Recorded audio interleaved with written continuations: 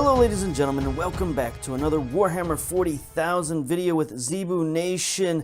And oh my goodness, what has happened? What have I allowed to happen? What have I brought onto my gaming table? I've brought the infection known as the Genestealer cult. It's here in force, and it's here to take over. As you can see, I've got quite a lot of new units here.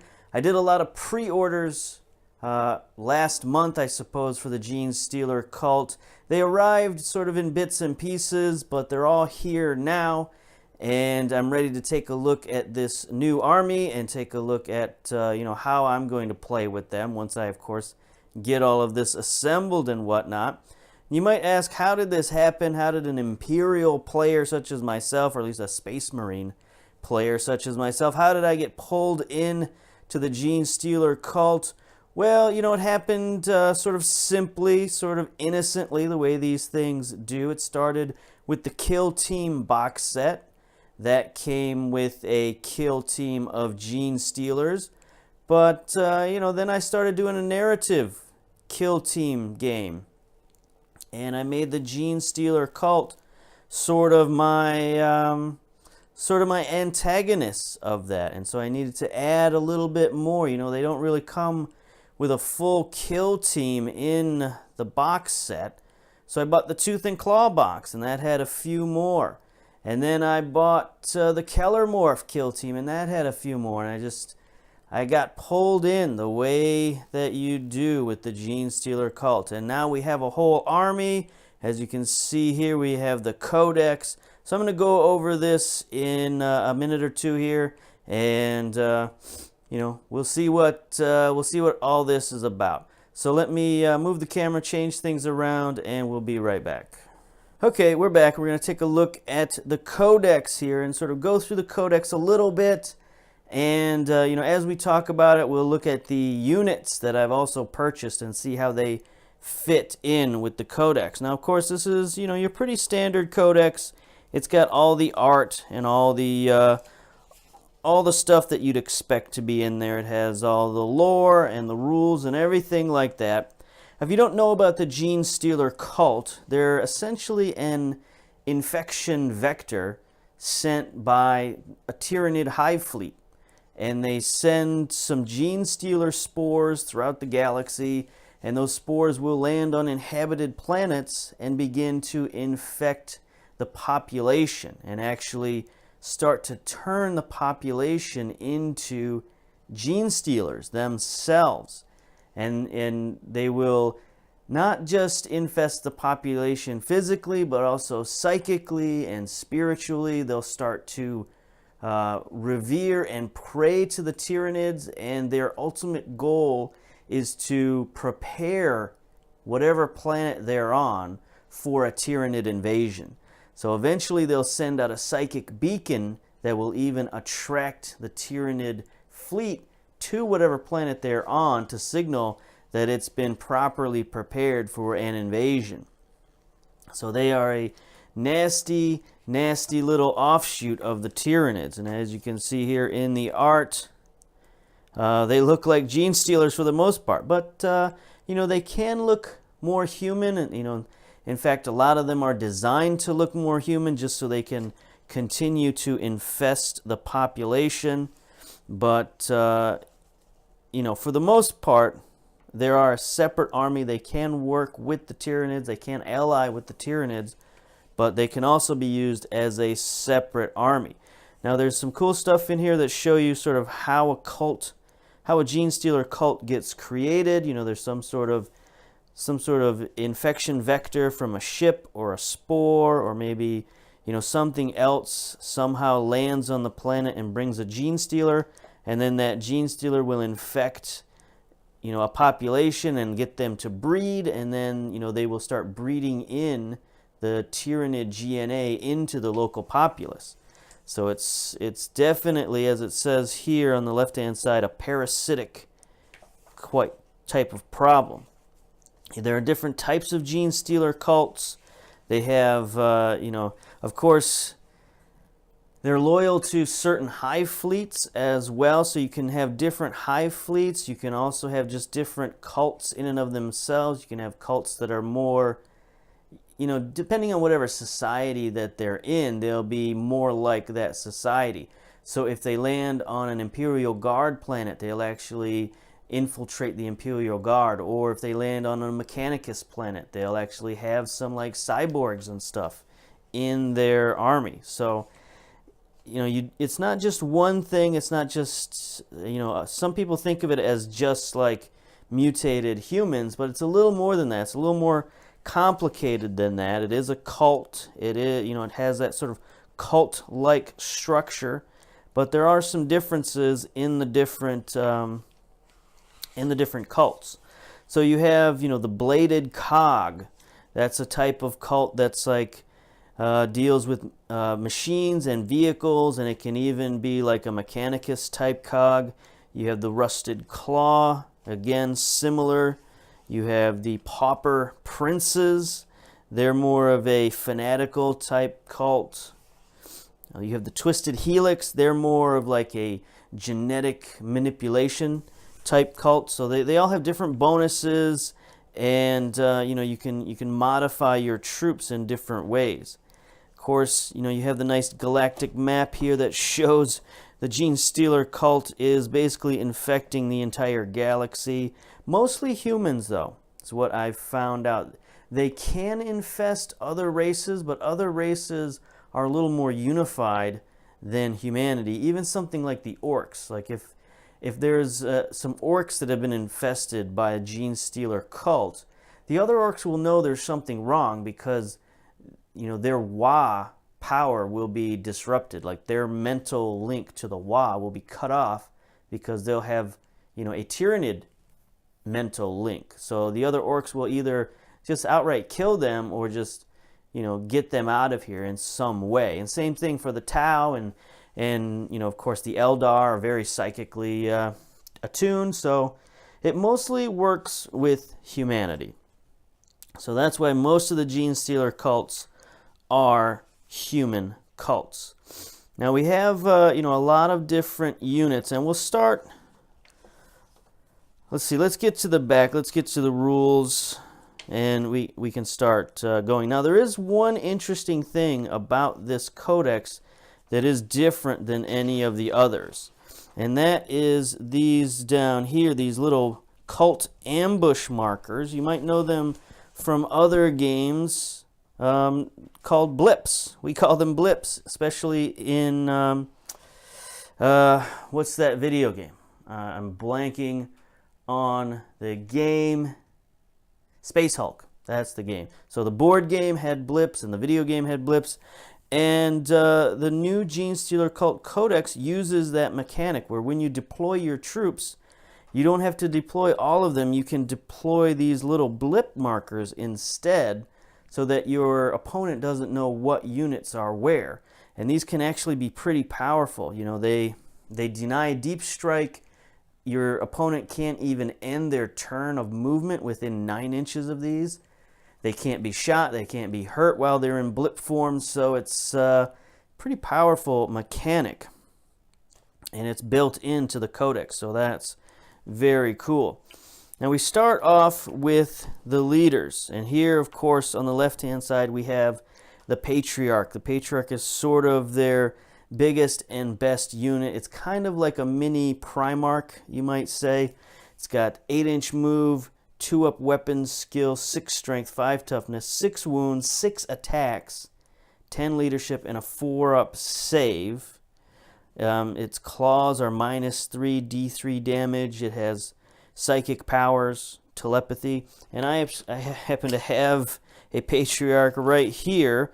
I got him off eBay for pretty good price. It was like $15 for one of these. I think they're normally like $25. So obviously it's not a full kit, but you know, I don't really care about that. They're pretty basic. I mean, there's just sort of one Patriarch. So I have a Patriarch to lead my crew, and that's good. They have Magus. They have the new Magus, another psychically powerful leadership unit. Of course, I have one of the new female Maguses here that just came out with the pre-order. So these are cool. I mean, you know, physically they're not imposing. They're like your basic guardsmen almost. 6-inch move, 3 up weapon skills, 3 strength, 3 toughness, 4 wounds, 3 attacks, 5 up save. But again, they're a leadership. They have psychic powers. They can have a familiar to give them extra psychic powers. So that's, you know, a pretty good unit. Then there's a Primus. Primus is another leader. This one is more of like a combat leader. 2 up weapons skill, 4 attacks, only 3 toughness, but does have 4 strength. Has an interesting couple of weapons.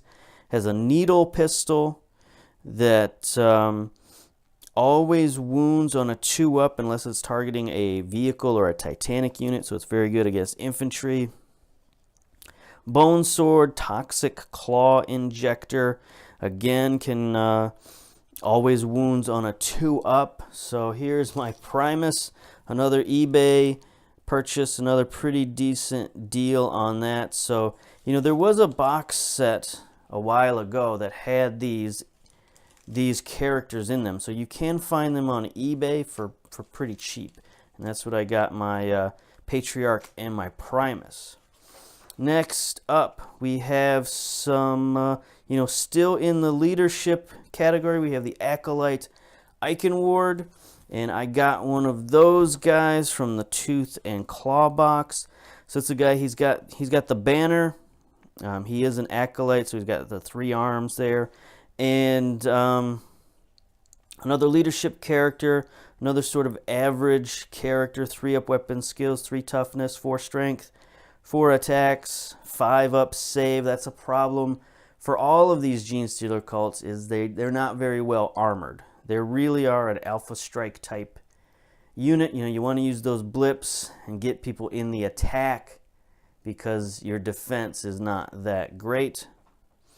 But again, he's a guy, he's got the banner. The banner lets you reroll melee attacks for all of your cult units within 6 inches, so that's very cool.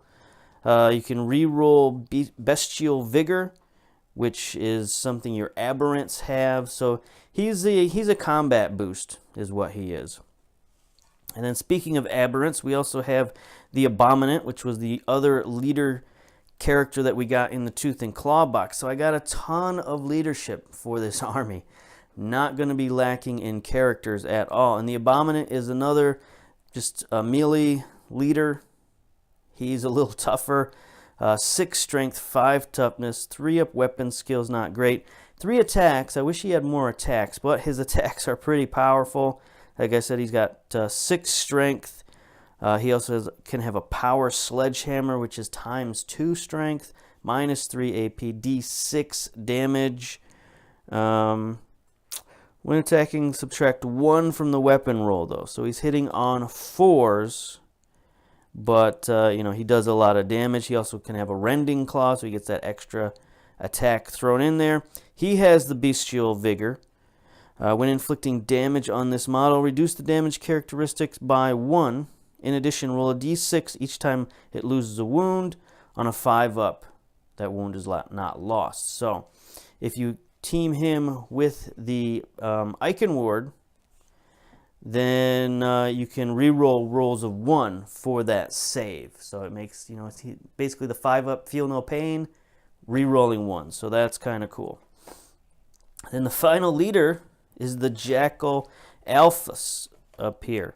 The motorcycle sniper, and I actually bought one of those. Those were one of the new pre-order characters.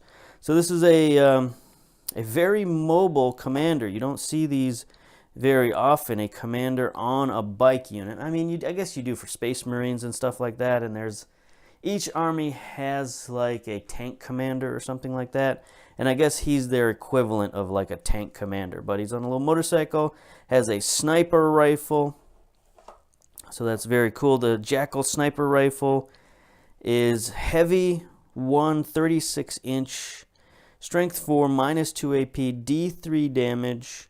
You can target enemy characters, and rolls of 6 equal to mortal wounds. So, you know, this is a guy who can, you know, kill some characters and do some sniping for you. 2-up ballistic skill, 14-inch move because he's on the motorcycle. 5 wounds, so he's pretty good. He can be in the ambush, so you can put him in one of these blips. Put him with one of your outrider detachments so that he can, lead your vehicles. And let's see, during your shooting phase, select an enemy unit that is visible within 36 inches of this model until the end of the phase. Add 1 to hit rolls. So, like I said, he can lead your vehicles and help them hit extra targets. Let's see. Also, subtract 1 from hit rolls for attacks on this target. So he's got a little -1 to hit bonus because he's on a speedy little motorcycle. So there we go. Lots of leadership going on. Now for troops, we got Acolyte hybrids. So here we go. We got a box of those. These aren't new. These have been around for a while. I actually have another set of them that came with the tooth and claw. So we got 2 sets of Acolyte hybrids, and these are your basic troops. These guys, again, they're not great. 3-up weapon skills, 4 strength, 3 toughness, only 1 wound, 2 attacks though, but they do get a lot of options. They get auto pistols and hand flamers, bone swords, heavy rock cutters, heavy rock drills. So they can be a really heavy hitting melee unit, but for the most part they are your lightweight melee troops. And some of your only melee actual troops, so you'll want some of them if you want to get into melee combat. And you probably will, because this army's not great at shooting. Most of them have 3 or 4 ballistic skills, so you're gonna really want some melee, and your Acolyte hybrids are your real choice for that. Now, if you want some shooting troops, and again, these are troop choices, got a couple of Neophyte hybrids, got a couple of boxes of those. So I don't like just plain old guardsmen as my Genestealer cult troops, so I decided to get the Neophytes. They're basically like guardsmen. They don't have las guns. Instead, they've got like auto guns and shotguns and stuff like that. But they can also have icons. They can have sergeants with picks and things like that. So again, they're a little bit flexible, but for the most part, they're your shooting troops. They can have things like blasting charges and grenade launchers and some heavy weapons and things like that. So you can have a little bit of flexibility there, but they're pretty cheap, so you can't expect much out of them. But, again, more troops choices. That seems to be where the game is going these days. So you want your Neophyte hybrids. Again, 4-up weapons and ballistic skill, 3 strength, 3 toughness, 1 wound, 1 attack. So not great, but cheap. So Brood Brothers, I don't have those. Like I said, I'm not a big fan of just having guardsmen as your troops. I know some people like that. They like the fluff of, or the lore of a Genestealer cult infiltrating the guard on that planet. So if you want that, you have the Brood Brothers that you can go with. The problem with the Brood Brothers is that they don't get all of the cult bonuses, because they're not technically cult, they're technically guard. So they're just they're like add-ons, they're like allies basically. They're not true cult members, so that's why I prefer to go with the Neophytes rather than the Brood Brothers. Then we got the hybrid metamorphs. And do I have any hybrid metamorphs? Possibly. I can build some hybrid metamorphs. I have, of course, Starn's Disciples, the Genestealer cult kill team, and that kill team comes with the option to build some metamorphs. And metamorphs are basically, they're all melee. These guys are definitely melee. There's no real difference, or there's no real options like with the hybrids. So the hybrids, you can get heavier melee attacks. The metamorphs, you can get more melee attacks. So that's basically your choice between those and what you might want. Also, The hybrids are not troops. So that's another thing to think about. They're specialists. So you do not want, if you're looking for more troops, you definitely want the acolytes instead of the hybrids. So there's that difference. Then we got aberrants. These guys are more specialists, more melee guys, more heavy brutes, and they've got power hammers and power picks. And they're guys, they're super tough, they're super strong. 6-inch move, only 3-up weapon skill, 5 strength, 4 toughness, 2 wounds, 2 attacks. So they are a little bit more resilient. They do have a 5-up save. They can have a rending claw for that extra attack. They have the bestial vigor, so they can get the 5-up feel no pain. And you add them with the Icon Ward, and again, they'll get the bonus on that. So basically what you'll want in your melee, you'll want these guys all hanging out together, charging and just like smashing tanks or smashing whatever big stuff they've got. You want to take these aberrants and get them charging as quick as possible. Then, of course, the pure strain Genestealers, and I have a few of those. I got 8 of those that again came with the tooth and claw box. And there's a bit of a controversy here with these Genestealers because the Genestealers for the Genestealer cult are not troops, and they cost more than they do for a Tyrannid army. So what a lot of people are doing is they're just taking a detachment of Tyrannids and making them all Genestealers. It's because they'll save like 3 points per Genestealer basically, and they can have all of the Tyrannid bonuses because they'll get that extra little bonus for having another detachment. I don't think I would do that. I would make these just pure strain Genestealers just because I don't have the Tyrannid handbook, or the Codex, so I got nothing to go for. I got nothing to go with. I got pure strain Genestealers. That's what I got. But these guys are your real combat beasts. They're only 1 wound, which is a problem, but 3-up weapon skill, 8-inch move, 4 strength, 4 toughness, 3 attacks. They have the pure strain talons. You automatically get the ability to re-roll hit rolls of 1. They get the rending claws, which each time you hit with a 6-up, it's resolved with an AP of -4, and in general it's -1. So they can do the cult ambush. You can add 1 to their attacks if there's 10 or more in the unit. I don't have 10, so I'm not going to be able to use that. They've got lightning reflexes, so they get a 4-up invulnerable save. Swift and deadly, the unit can charge even if it advanced. So Genestealers are very good for getting into combat, and again, they're an Alpha Strike type unit, so you want to try to get them in combat. Use the blips and get them in combat as quick as possible. It's kind of what this whole army is about. So then we have some of the new characters that I do not have. I do not have the Clamavus, the Locus, or the Sanctus.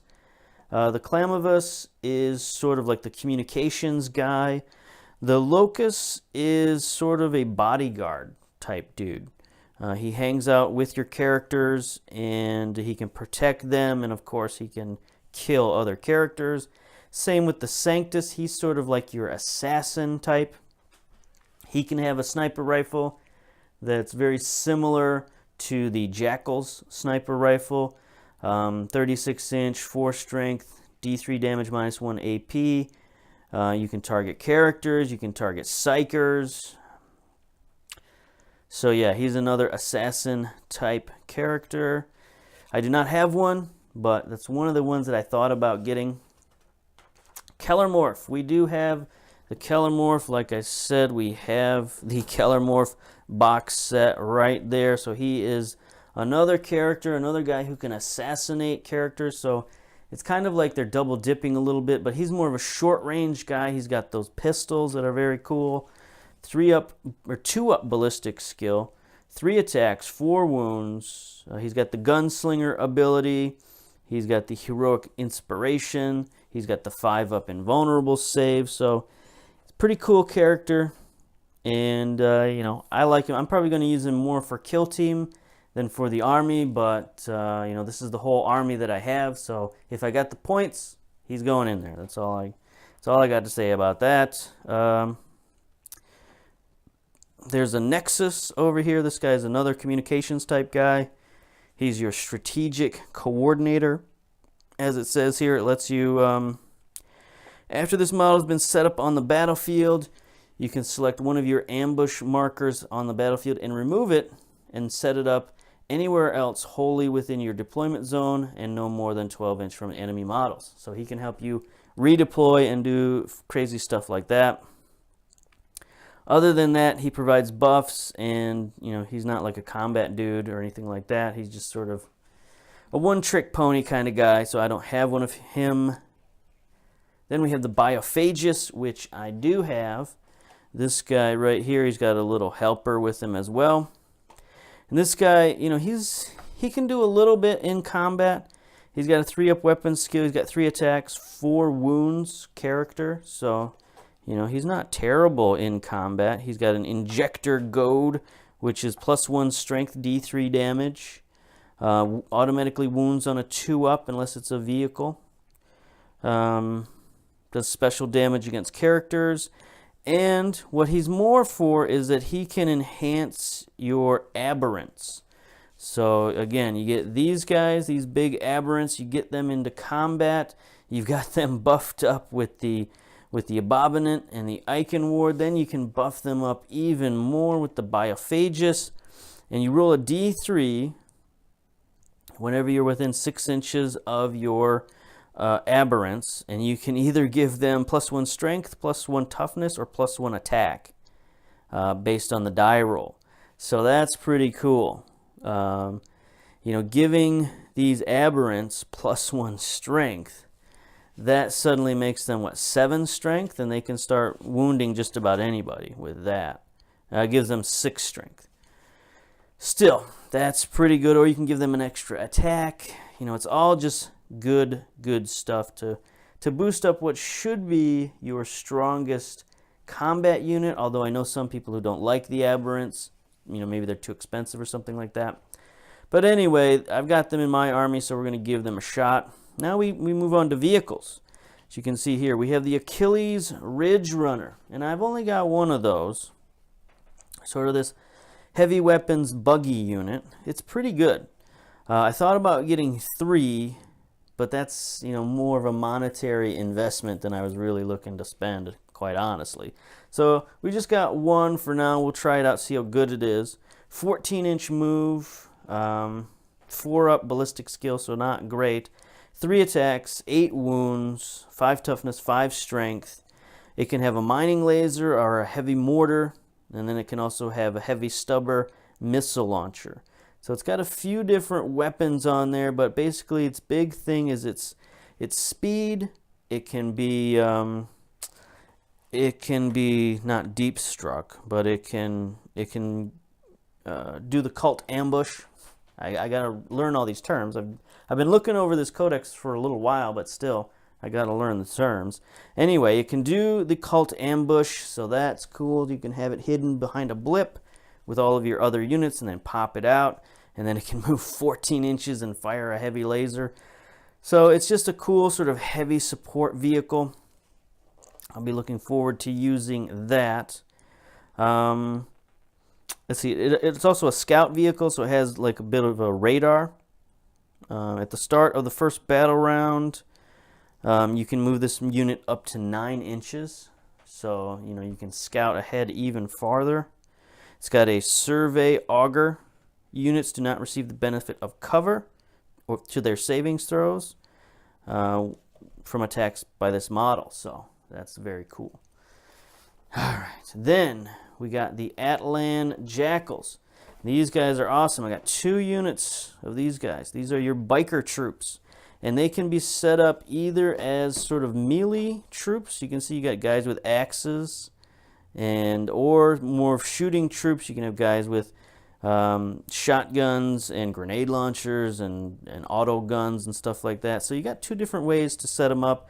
They come with 4 bike units and a quad bike unit, so that's very cool. I've got 2 of those, so I'm feeling good about that. I like 2 units of Atlan Jackals with an Achilles Ridge Runner. I feel like that's a lot of good mobility and good mechanized troops there. But these guys, again, 14-inch movement, only 4 up weapons skills, so not great there. 3 strength, 4 toughness, 2 wounds, 1 attack each, except for the leader who gets 2, and 5 up saves. Although, do they have the... they have the skilled outriders, so again, -1 to hit these guys, so that's cool. They can have incinerator pistols, auto pistols, heavy stubbers for the quad bike, improvised weapons, power picks, blasting charges. Those are very cool. It's basically a D6 grenade that you can throw. The Atlan leader can take any of the leadership weapons, so like power picks or power axes and stuff like that. So I like these Jackals. I'll probably have them set up for shooting rather than melee. I mean, I kind of like the idea of them charging in like cavalry with their axes and whatnot, but I think that the weapons are a little bit better. I don't know. We'll have to see what to test it out. But we've got the Atlan, the Jackal Alphas to lead them in the battle. So I think that'll be pretty cool. Then you have all the guards units. I don't have any of these guard units, but they're your typical, what you'd expect from a Astra Militarum. The Sentinels, the Scout Sentinels. You can have a Lehman Russ, so if you need a little more firepower, you can bring in a tank. You can have some heavy weapons squads from the Brood Brothers. So that's sort of your Astra Militarum detachment. Like if you bought a box of the Cult Militarum detachment, that's what you'd get. You'd get a couple of units of guardsmen, you'd get a Lehman Russ, and a heavy weapons squad, and there you go. There's your Astra Militarum detachment. Then they've got the unique units, the Goliath Rock Grinder. That's the old truck unit that they used to have. The Goliath truck, Cult Chimera. So you could have a Chimera transport as well to throw that in with your Astra Militarum. And then they've got the new big scenery piece here, the Tectonic Frag Drill, which is very cool. Basically, it allows you to deep strike after deployment. So it can, basically you put your troops in the big drill, and there it is, and it drills underground and pops up somewhere else. It can also like cause earthquakes and stuff, and like subtract 2 from charge rules for enemies and things like that. So there you go. There's the troops. There's my army. So it's going to be an interesting army. Going to have the bikes and stuff running around the perimeter shooting. And then we're going to have like the Aberrants and the Genestealers and all those other troops charging forwards, the hybrids. And hopefully the smaller troops like the Neophytes will soak up some damage and will be able to cause mayhem, basically. And that's what this army is all about. It's about getting in there, causing havoc, and then hopefully not dying on turn 2, which is, I've seen a lot of games that kind of end that way for the Genestealer cult, where they, they have a good first round and make a lot of attacks and things look like they're going good, and then the other team the other army gets their counterattack and kind of wipes them out because their armor's not very good. They don't have great armor saves or anything like that. And the blips can't save you past turn 1. So you got problems going on there. You got cult creeds. I'm not exactly sure which of these cult creeds that I'm going to take. Because my army is kind of split between something like the Pauper Princes, which you can reroll hits for attacks made with melee weapons, and sort of like the was it the rusted claws? Yeah, when making savings throw, add 1 to the result. So that might help you be a little bit more resistant. Also the twisted helix, add 1 to the strength characteristics of models with the cult creed. So again, that could make, you know, my aberrants and stuff much more tougher and stronger, and then you add the biophagus in there and they can do some more stuff. It also, what does it do? Add 2 to advance rolls. So that's pretty good too if you're going to be a melee heavy army. More strength, better charges. That seems pretty good too. So they've got a lot of cult creeds that can help you out. The stratagems, you know, they've got a lot of the basic stratagems that you'd think, stuff that helps you hit or helps you re-roll and things like that. You got your reinforcements. Select Genestealer cult unit from your army. You can return up to D6 slain models from that unit for 1 CP, so that's pretty good. So you got some telepathic stuff. I haven't really looked at the stratagems that in depth because I haven't played a game with these guys because, you know, as you can see, they're still in boxes. I still have the cards wrapped up. So I usually learn better from the cards than the book. I don't know what it is. Like, you know, playing too many card games, Magic the Gathering and even X-Wing and stuff like that where your units are all card based. I sort of learn better from the cards. Anyway, this has already been a half-hour video. So we're going to end it there. You got a little look at my army, a little look at the Codex. Got some warlord traits here, some relics we haven't really looked at, but those things aren't terribly important. They can help out a little bit, but relics don't usually win you or lose you a battle. So there we go. There's the Genestealer cult coming to a table near you. So until next time, we'll see you later. Bye-bye.